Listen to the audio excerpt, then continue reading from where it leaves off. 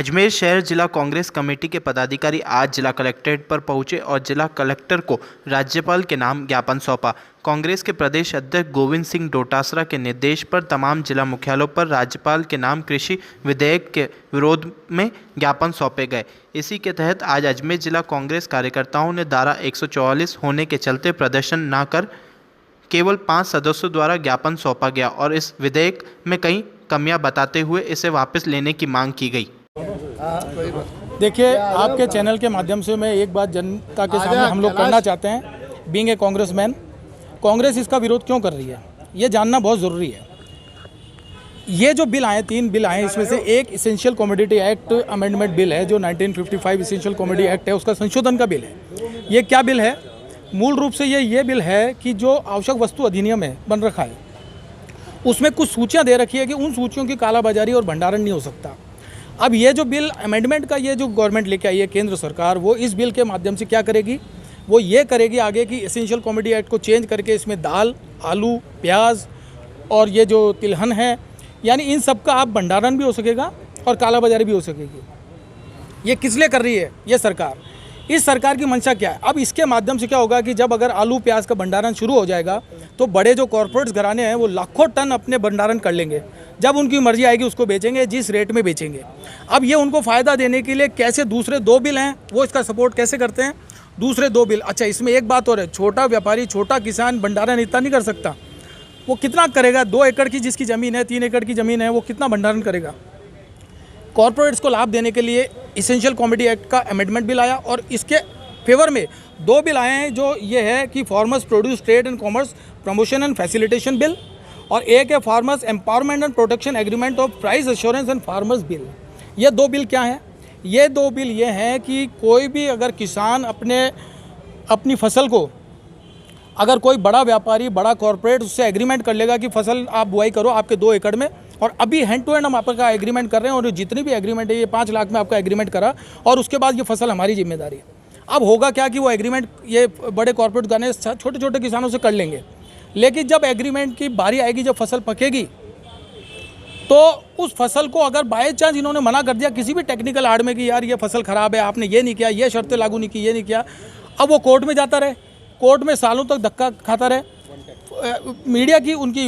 इनकी कॉरपोरेट्स की इच्छा पे होगा कि भाई उस फसल को ले ना ले, और अगर लेते भी हैं तो कॉरपोरेट्स उसको ऊंचे दामों में बेचेंगे। एक तो ये बिल।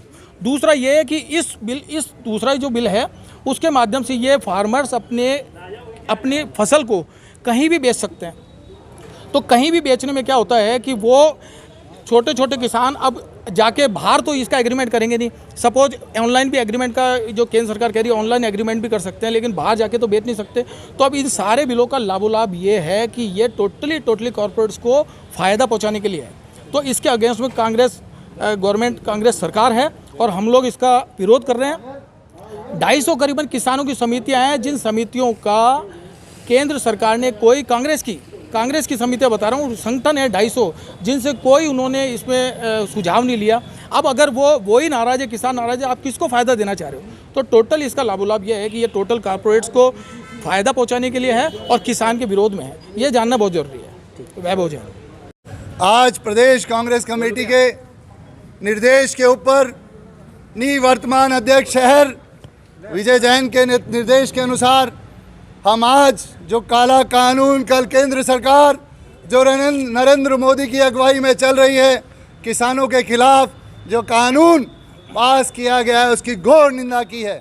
हमने ज्ञापन देकर राज्यपाल के नाम पर अपनी भावनाओं को व्यक्त किया है और इस काले कानून को हटाने की हम मांग करते हैं।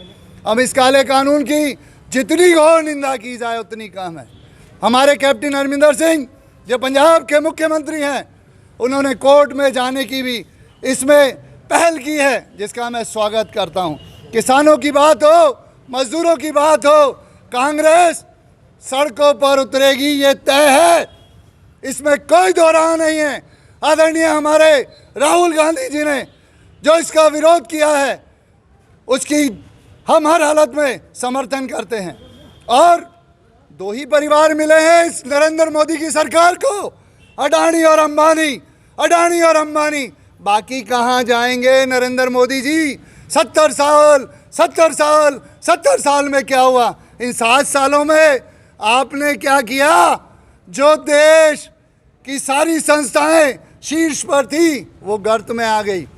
आज 7 सालों में जो हमारा वैभव था, धन संपदा थी, वो सब विनाश हो गया।